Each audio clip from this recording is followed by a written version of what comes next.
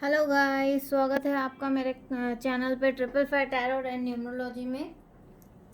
कैसे हैं गाइस आप सब? होप आप सब ठीक हैं, खुश हैं, मज़े में अपनी अपने लाइफ में आगे बढ़ रहे हैं, टेंशन में नहीं है, स्टक नहीं है, कहीं पे प्रॉब्लम नहीं है। अगर आपको कोई प्रॉब्लम है तो आप मेरे साथ शेयर कर सकते हैं। नीचे डिस्क्रिप्शन में मेरा नंबर दिया हुआ है, so please do message me. अगर आप किसी टॉपिक के बारे में जानना चाहते हैं या अपने बारे में कोई पर्सनल रीडिंग करवाना चाहते हैं तो आप मुझे व्हाट्सएप पे मैसेज कर सकते हैं। So guys please subscribe my channel, like my channel, comment करें और अपने फ्रेंड्स के साथ या आपको लगता है कि जिनको इस रीडिंग की ज़रूरत है उनके साथ शेयर ज़रूर करें और कमेंट में ओम नमः शिवाय ज़रूर लिखें। सो गाइस आज की रीडिंग हम करेंगे कि what is the root cause of splitting. आप दोनों का अलग होने का रीज़न क्या था? स्प्लिट मतलब अलग होने का रूट कॉज क्या था, वजह क्या थी? तो आज हम वो देखेंगे।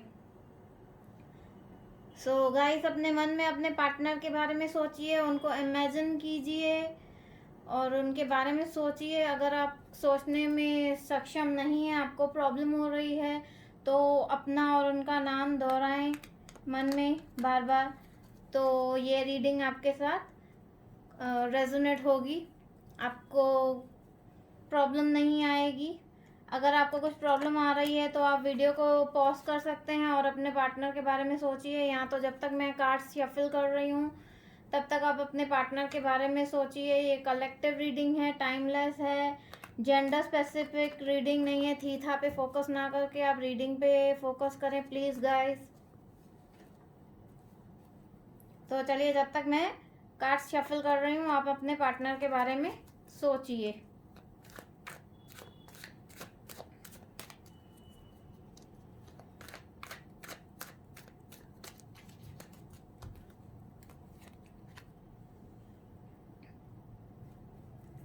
Page of swords,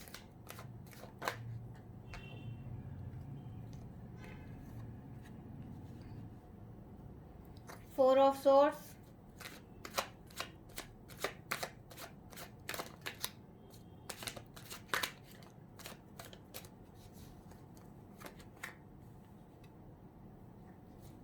the magician,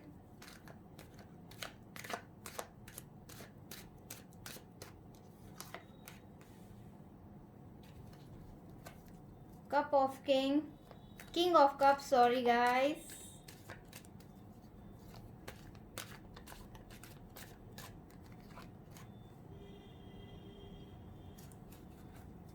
seven of wands,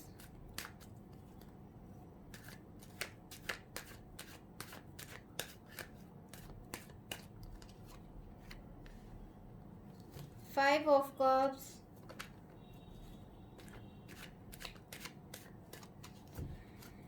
देखिए गाइस जो टॉपिक है उसके रिलेटेड ही कार्ड्स निकल रहे हैं। एकदम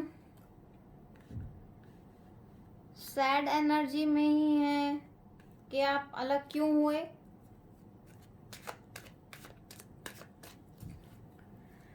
कोई बात नहीं है, चलिए देख लेते हैं।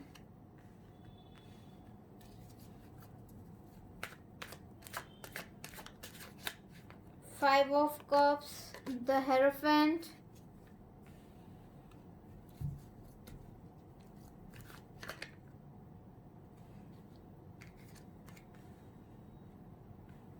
To of wands,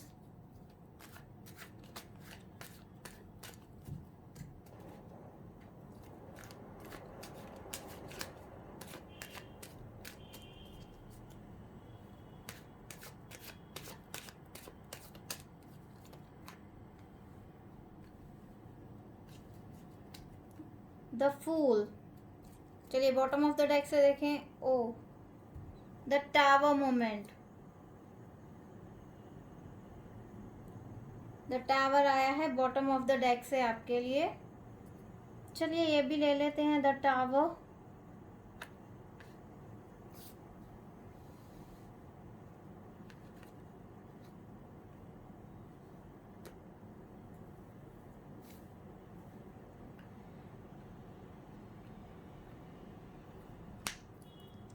so guys, ये मैं आपको बता दूं, साइंस बता दूं कि किन किन साइन के लिए ये आया है।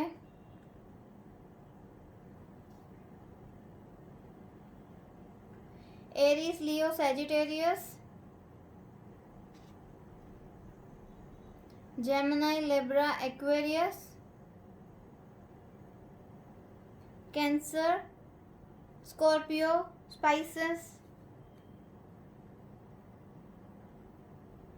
जेमिनी मुझे बहुत लोगों के लिए जेमिनी दिख रहा है मुझे।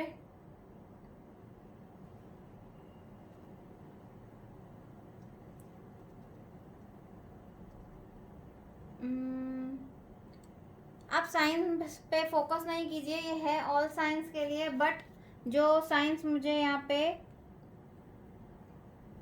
दिखी वो मैंने आपको बता दी।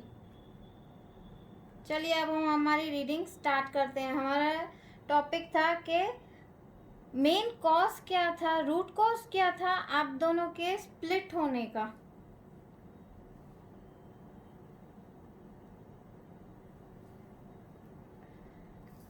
देखिए, मैं बहुत जनों के लिए तो ये देख रही हूँ कि आपने इस रिलेशन में मैरिज तक मैनिफेस्ट की थी, इमेजिन की थी कि आप लोगों की मैरिज होगी, आपके पार्टनर आपके पास आएंगे, आप इनरली बहुत हैप्पी थे और आपको कोई जजमेंट मिलने वाला था। बट कहीं ना कहीं कोई प्रॉब्लम आ गई कि आप अपने दिमाग से सोचने लगे, आपके पार्टनर अपने दिमाग से, आप दोनों की सोच अलग हो गई कहीं ना कहीं। तो जहाँ सोच नहीं मिलेगी तो वहाँ पे तो रिलेशन बनना पॉसिबिलिटीज ही नहीं है गाइस। वहाँ पे तो बहुत प्रॉब्लम आ सकती है। कहते हैं ना, जहाँ दिल और दिमाग एक जगह पर ना हो तो वहाँ पर रिलेशन में बहुत सारी प्रॉब्लम्स आ जाती हैं। जैसे मैं देख रही हूँ अभी आपके रिलेशन में टावर मूवमेंट चल रहा है, तो हमारा क्वेश्चन ही वो है कि आप स्प्लिट क्यों हुए, आप अलग क्यों हुए। आपके पार्टनर कहीं ना कहीं मुझे फील हो रहा है कि वो एकदम मन मौजी है, मन मौला है। वो किसी चीज़ में इतना फोकस नहीं करते हैं, इतना ध्यान नहीं देते हैं, हर चीज़ को मजाक में लेते हैं, सीरियसली कोई चीज़ नहीं लेते हैं। तो इसलिए आपके रिलेशन में वो प्रॉब्लम्स आई। कहीं ना कहीं इमोशंस की कमी है। मैं देख रही हूँ आपके रिलेशन में इमोशंस की कमी है, तभी वहाँ पर कुछ प्रॉब्लम आई। आप अपने पार्टनर को अपना लव कप ऑफर कर रहे हैं, बट वो आपके लव कप नहीं देख के इमोशनली जो आप दोनों के बीच में फाइट्स हुई, आर्ग्यूमेंट्स हुई, या आपके और आपके पार्टनर के फैमिली के बीच में कुछ इश्यूज हुए, आपके पार्टनर के दिमाग में वो ही सारी बातें चल रही हैं। हालांकि आपके पार्टनर ने मैरिज मैनिफेस्ट की थी, वो बहुत खुश थे कि वो मैरिज प्रपोजल होने वाला है आप दोनों का। बट कहीं ना कहीं आप दोनों के म्यूचुअल अंडरस्टैंडिंग नहीं हुई, या कहीं ना कहीं आपका एक बचपना आ गया आपके रिलेशन के बीच में। आप दोनों के इमोशंस एक दूसरे के ऊपर हावी हो गए कि आप दिल से सोच रहे हैं, आपके पार्टनर दिमाग से सोच रहे हैं, उनके लिए उनकी फैमिली फर्स्ट प्रायोरिटी है। तो अगर आपके घर वालों ने, जिनका मैरिज प्रपोजल गया था, लव मैरिज प्रपोजल एक्सचेंज होने वाले थे, तो आपके फैमिली मेम्बर्स ने आपके पर्सन के फैमिली मेम्बर्स को कुछ कह दिया है, इसलिए आपके पार्टनर बहुत हर्ट हैं। इसलिए आपके रिलेशन में कहीं ना कहीं ये टावर मूवमेंट आया है। आपने भी हवा में बहुत सारी बातें की थी कि ऐसे होगा रिलेशन में, ये होगा वो होगा। आपने हवा में बहुत सारी बातें की थी। आपने प्रैक्टिकल होके या एक जगह पर दिल से आप लोगों ने एक दूसरे के साथ अपने दिल की बातें या इमोशंस शेयर नहीं किए थे। आप लोग अभी तक एक बचपने में, इमेच्योरिटी में, बस मजाक में, एक जैसे बोलते हैं ना, हाँ, कि चलते चलते एक रिलेशन, फ्रेंडशिप एक रिलेशन में कन्वर्ट हो गई, तो इट्स ओके, हमने सोचा नहीं है कि इसका आगे फ्यूचर क्या होगा। बट अभी जहाँ आपने इस रिलेशन के बारे में इतना सीरियसली सोचा ही नहीं, तो उसमें प्रॉब्लम्स आनी तो बनती ही थी। वहाँ पर आपके पार्टनर आपके पास आना चाहते थे, बट कुछ इमेच्योरिटीज हुई, कुछ बचपने हुए और आपकी और उनकी फैमिलीज की फाइट हो गई। अब आपके पार्टनर हैं अकेले, वो किसी रिलेशन में नहीं है, बट आप एक जगह पर स्टक होके चाहिए तो यही बंदा चाहिए। ज़मीन आसमान एक हो जाए, कुछ भी हो, आपको चाहिए यही बंदा। बट आपने जो छोटी छोटी गलतियां करी हैं या मिसअंडरस्टैंडिंग्स क्रिएट हुई हैं, आप एग्री नहीं कर रहे हो आपकी गलती है, आपके पार्टनर एग्री नहीं कर रहे हैं कि मेरी गलती है। अगर रिलेशन को एक स्टेबिलिटी देनी है आपको, तो किसी ना किसी को तो अपनी गलती माननी ही पड़ेगी। जो एक बंदा गलती मानेगा तो वो रिलेशन में एक स्टेप आगे बढ़ेगा। तो धीरे धीरे वो जो कन्फ्यूजन्स हैं आपके मन में, आपके फैमिली के मन में, आपके पार्टनर के मन में, तो वो कहीं ना कहीं दूर हो सकते हैं। बट आप अपने ईगो में हैं कि मैं क्यों बोलूं, वो अपने ईगो में है कि मैं क्यों बोलूं। तो देखिए फ्रेंड्स, रिलेशनशिप ईगो पे डिपेंड नहीं होता है। आप एक दूसरे के लिए समर्पण करोगे, लेट गो करोगे कि ठीक है कोई बात नहीं, अगर आज मेरी उनकी गलती है, मैं मान लेती हूँ या मैं मान लेता हूँ उनकी गलती है, तो कल फ्यूचर में अगर उनसे गलती होगी भी तो वो मान लेंगे कि ठीक है, आई एम सॉरी, मुझसे कहीं ना कहीं मिस्टेक हुई है। नहीं तो आप अपने रिलेशनशिप में ईगो रखोगे तो this relationship is not going to stand anywhere. इस रिलेशनशिप में तो आप फिर ना ही समझिए, या तो फिर आप बेटर लक, आप एक न्यू पार्टनर का वेट कीजिए जो आपके लिए मैरिज प्रपोजल लेके आ रहे हैं, या जो मैरिज प्रपोजल आपकी फैमिली आपके लिए लेके आ रही है, आपको उसके बारे में सोचना पड़ेगा। या तो आप सीरियस हो जाइए अपने पार्टनर को लेके, या तो अगर आपका एक सीरियस रिलेशनशिप नहीं था, मैं बोलूँगी अगर आप इतना सीरियसली कनेक्टेड नहीं थे तो लेट इट बी। आपके फैमिली आपके लिए जो रिश्ता लाए हैं, जो लड़का या जो लड़की आई है, बेटर गो विद देम।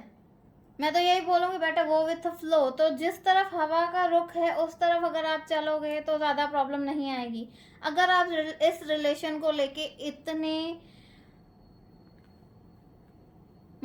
इतने इमेच्योर नहीं है कि ठीक है मस्ती मजाक में एक फ्रेंडशिप लव रिलेशन में कन्वर्ट हो गई, अगर आप सीरियस हैं इस रिलेशन को लेके और अगर आप जानना चाहते हैं कि हम अलग क्यों हुए, वजह क्या है, मेन रीज़न, मेन कॉज तो आपकी फैमिलीज ही है जिन्होंने आपको प्रॉमिस किया कि ठीक है हम लड़के वालों से मिलेंगे या लड़की वालों से मिलेंगे, फिर हम पॉजिटिवली आगे बढ़ेंगे। बट उन्होंने कुछ ना कुछ वहाँ पर मैस कर दिया, उनकी किसी न किसी चीज़ पे बहस हो गई, फाइट हो गई। तो इस रिलेशन में जो एक कंप्लीशन आनी थी वो कंप्लीशन नहीं आके ये टावर मूवमेंट आपकी लाइफ में आ गया और ये एक उदासी वाला मूवमेंट आपकी लाइफ में आ गया। तो फिलहाल तो आप टावर मूवमेंट में हैं। आपका अगर इस टावर मूवमेंट से आप हटना चाहते हैं तो आपको भी थोड़े एफर्ट्स करने पड़ेंगे, आपके पार्टनर को भी एफर्ट्स करने पड़ेंगे। जैसे कि लाइफ की गाड़ी, हम बोलते हैं कि लाइफ की गाड़ी एक पहिए पे नहीं चलती है, दोनों अगर एफर्ट्स लगाओगे तो आपकी लाइफ आगे बढ़ेगी, नहीं तो ये यहीं स्टक रहेगी। आप बेटर अपने फैमिली के चूज़ किए हुए पार्टनर के साथ मैरिज कीजिए, आप वहाँ खुश रहेंगे। या इस रिलेशन के बारे में आप पॉजिटिवली सोचिए और पॉजिटिव मैनिफेस्ट कीजिए कि मुझे यही पार्टनर चाहिए और जो चीज़ें बिगड़ी हैं उसको कैसे बनाना है इसके बारे में सोचिए और थोड़ा सीरियस हो जाइए। ऐसे मस्ती में मस्त मौला एकदम मौजिले होके इस रिलेशन में तो कोई पॉसिबिलिटीज ही नहीं है। आपको इस कंडीशन से बाहर आके इस कंडीशन में आना पड़ेगा, इस सिचुएशन पे आना पड़ेगा, तो आपके रिलेशन को इस स्प्लिट एनर्जी से बाहर निकालने के लिए या टावर मूवमेंट से बाहर निकलने में आपको हेल्प मिलेगी। तो गाइस मेरी एडवाइस आपको यही है, या तो आप इस रिलेशन में एक मेच्योरिटी ले आइए, आप मेच्योर हो जाइए, आपके पार्टनर मेच्योर हो जाएं तो आपको ये मैरिज प्रपोजल सक्सेस है, नहीं तो ये इस रिलेशन में प्रॉब्लम्स और बढ़ेंगी ही। और आपके फैमिली जो प्रपोजल्स लाए हैं आप उसी को एक्सेप्ट कर लीजिए, नहीं तो एक जगह शांति से बैठिए, अपने दिल और दिमाग पर फोकस कीजिए कि आखिर आप लोग चाहते क्या हैं, क्या आप साथ रहना चाहते हैं, क्या आप अलग होना चाहते हैं, या आपके लिए जो न्यू पार्टनर आ रहे हैं, जो न्यू एक प्रपोजल आ रहा है, आपको उसको एक्सेप्ट करना है, या जो आपके पहले वाले पार्टनर थे आपको उन वो ही चाहिए। So do focus on your, focus कीजिए, अपने दिल और दिमाग को एक जगह पर बैलेंस कीजिए, उसके बाद डिसीजन लीजिए, और थोड़े मेच्योरली डिसीजन लीजिएगा, क्योंकि ये मैरिज रिलेटेड डिसीजन है। आप ऐसे ही बचपने में नहीं मुझे ये पर्सन पसंद है, मुझे यही पर्सन चाहिए, तो आगे चल के आपको कल पता चलेगा आफ्टर मैरिज ये तो मेरी ज़िंदगी तो झंड हो गई यार, ये मैंने कर क्या दिया, ऐसे मैंने कैसे कोई कमिटमेंट दे दिया, ऐसे कैसे मैं, जो पर्सन मेरे लिए इतना सीरियस नहीं है, एकदम कूल गाय है, कूल डूड है, उसके लिए मैंने अपनी फैमिली को, फ्रेंड्स को, रिलेटिव्स को हर्ट करके और उसी रिलेशन में मैं चली गई जिसमें मुझे एक्चुअली नहीं जाना चाहिए था। सो प्लीज़ गाइस, मेरी आपको यही एडवाइस है कि आप एक बार फोकस कीजिए, सोचिए कि आपको इस रिलेशन में जाना है या नहीं जाना है, एक बार मेच्योरली डिसीजन लेके उसके बाद ही आगे बढ़िएगा, मैं आपको बोलूँगी। दैट्स इट गाइस, आज की रीडिंग इतनी ही थी। होप आपको मेरी रीडिंग पसंद आई है। अगर आपको कोई प्रॉब्लम है, अगर आप कहीं स्टक हैं, तो प्लीज़ आप मुझे बताइए, मैं आपकी हेल्प करने की पूरी कोशिश करूँगी guys. So thank you for listening my readings, और मेरे चैनल पे आने के लिए आपका बहुत बहुत थैंक यू गाइस। ऐसे ही मेरे चैनल को लाइक करते रहिए, सब्सक्राइब करते रहिए और कमेंट करते रहिए। ओम नमः शिवाय। महादेव आपकी सारी मनोकामनाएं पूरी करें, सारी परेशानियां दूर करें। Thank you guys, bye guys for now.